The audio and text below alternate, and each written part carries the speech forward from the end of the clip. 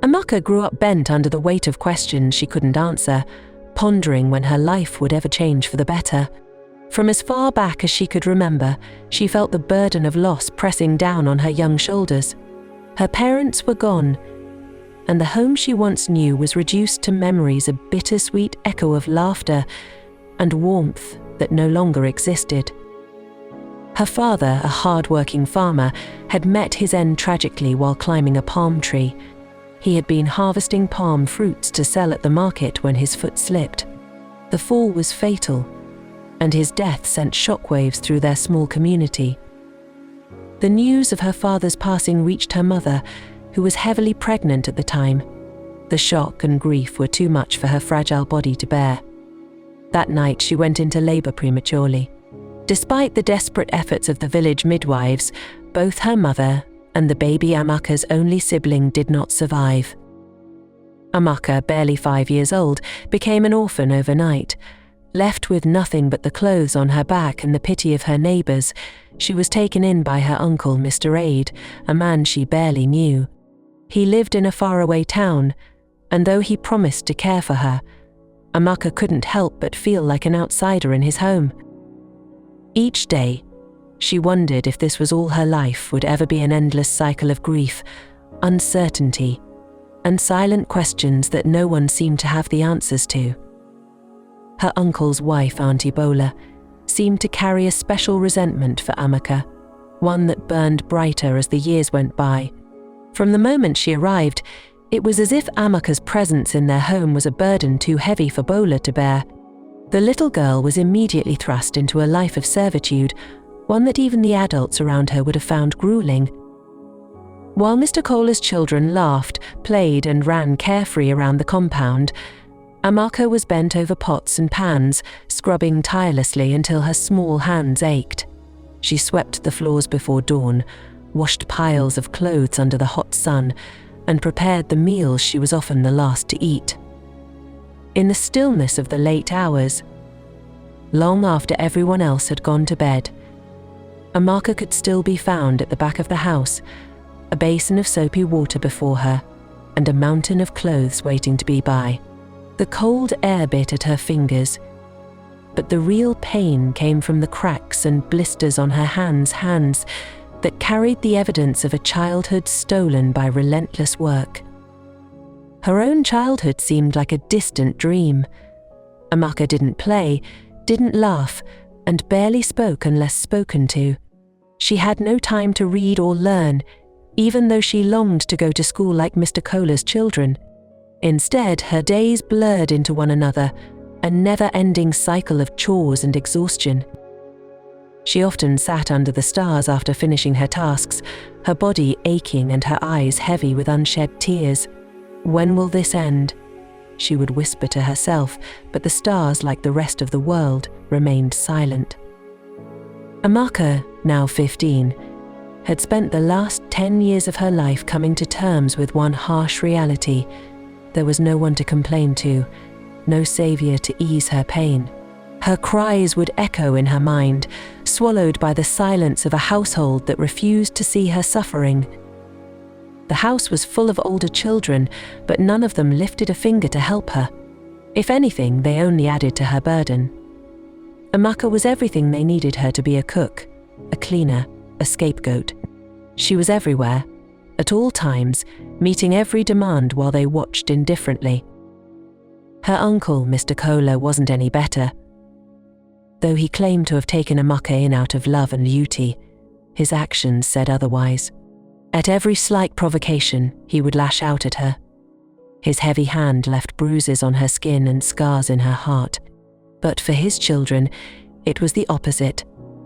His eldest son, Tayo, and his 3 daughters, Adizo, Modub, and Toyin, lived like royalty under his roof. They were spoiled, coddled, and excused for every wrongdoing, while Amaka bore the brunt of every frustration. Tayo, 20, was the golden child and the clear favourite.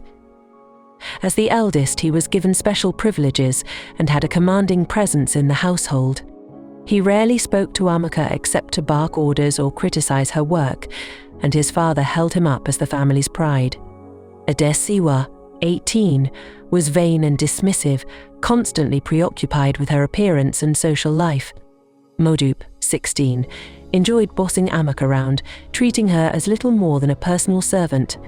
And then there was Toyin, 13, the youngest, who was sneaky and often framed Amaka for her own mistakes, knowing her father would believe her over Amaka without question. Amaka had learned to suppress her tears and hide her emotions. Complaining was useless, and resistance only brought more pain.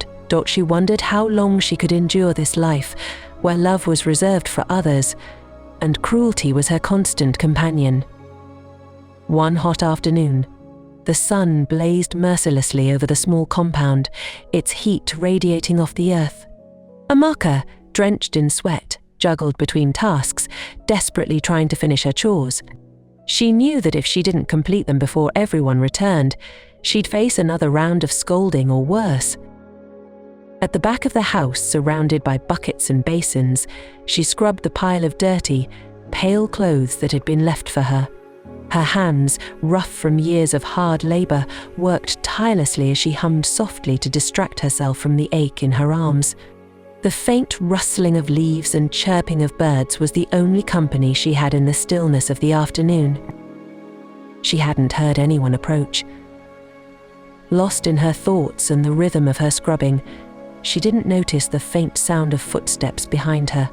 She had locked the door from the outside, as was her habit, ensuring no one would disturb her, or so she thought. Suddenly, a pair of strong hands gripped her. She jolted, her heart leaping into her throat as she spun around, eyes wide with panic. Before her stood Tayo, his pants down, his expression predatory. The world seemed to tilt around her as she tried to process what was happening. Panic surged through her veins, freezing her in place. "What are you trying to do?" she whispered, her voice trembling with fear and disbelief. Her hands flew up instinctively to shield her face from the horrifying sight in front of her. "What does it look like?" Tayo's voice was cold, commanding, and devoid of remorse. His gaze bore into her, unyielding, as if daring her to resist. Amaka's mind raced, her body frozen as the weight of her helplessness pressed down on her. The small, enclosed space at the back of the house now felt suffocating, a trap she couldn't escape from. "Stop whatever you are doing now and meet me in my room," Tayo said, his tone sharp and unyielding, as he pulled up his shorts and walked away, leaving her standing there. Amaka stood frozen, her mind racing but void of any solution. Her heart pounded violently in her chest, and a cold sweat broke out on her forehead. She had faced years of maltreatment in this house, but this was something she had never imagined, a darkness she didn't know how to fight. But she knew better than to keep Tayo waiting. Disobedience had consequences, and in this house, she bore the brunt of all punishments. With every step, her legs felt heavier, as though the ground itself was holding her back. She dragged her feet toward his room, her hands trembling uncontrollably. When she finally reached his door, she hesitated. Her fingers hovered over the knob, unwilling to turn it, as though delaying the inevitable would somehow make it disappear. But before she could summon the courage, the door opened from inside. Tayo stood there, his expression cold and determined. Without a word, he urged her in, his hand gripping her shoulder as he shut the door behind her. The click of the lock echoed in her ears like a warning bell. She watched helplessly as he slid the key into a drawer by the side of his bed, sealing her fate. Tears welled up in her eyes as she stood in the center of the room, her voice shaking as she tried to plead. "Please, big brother," she whispered, the words barely audible. But Tayo was unmoved. He stepped closer, his shadow looming over her like a dark cloud blocking out the sun. She took a step back, but the walls seemed to close in on her. As he advanced, Amaka's tears spilled over, and in that moment the light in her life began to fade. She had endured years of being treated like a machine, her humanity stripped away one chore at a time. But now, she faced something far worse. In that dimly lit room, Amaka realized her life would never be the same again.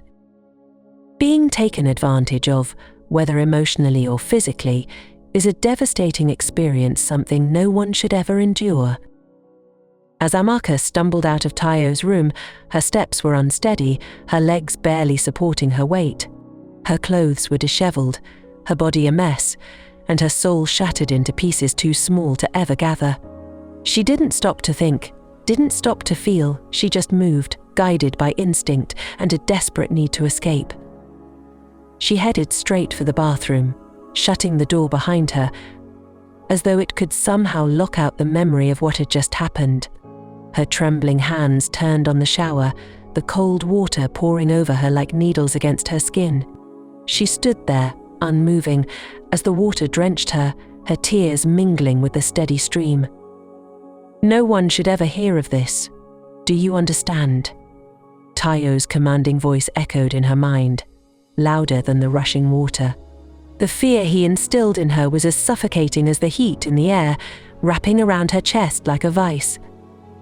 Her hands pressed against the tiled wall as she leaned forward, her sobs silent but overwhelming. She bled in her soul, every fibre of her being screaming for relief from the pain that consumed her. She closed her eyes, her thoughts dark and heavy. "Why didn't I join them?" she whispered to herself, her voice barely audible over the running water. She thought of her father, her mother, and the siblings she never got to meet. If fate had taken her along with them, she wouldn't have had to endure this. The years of abuse, the endless labor, the loneliness, and now, this unimaginable horror would never have been her reality. Amaka slid to the floor of the bathroom, her knees pulled to her chest as the water poured over her. She felt broken, used, and invisible, her cries swallowed by the walls around her. For the first time in her life, she truly wished she could disappear. With all that had happened, Amaka remained curled up in the small storage space she was forced to call her room. The dim, cramped corner of the house was where they stored random items and where she was expected to sleep. Her frail body trembled as she tried to recover, both physically and mentally, from Tayo's heinous actions. She couldn't bring herself to leave the room, let alone continue with her chores. Hours passed, and she barely registered the sound of the front door locking as Tayo finally left the house.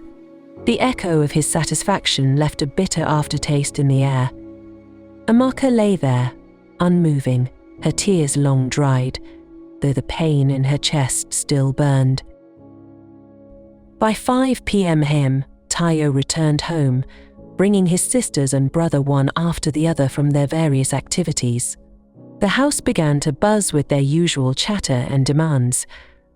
As always, they all expected Amaka, the tireless slave, to have completed all the chores and prepared dinner.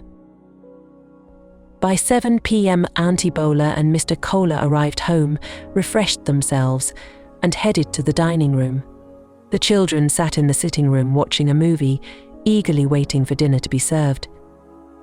Auntie Bola, as usual, went to the kitchen to dish out food for her family. But as she opened the pots, she was met with nothing but neatly arranged emptiness. Not a single dish had been prepared. Her lips curled into a wicked smile as she reached behind the kitchen door and grabbed the cane she kept hidden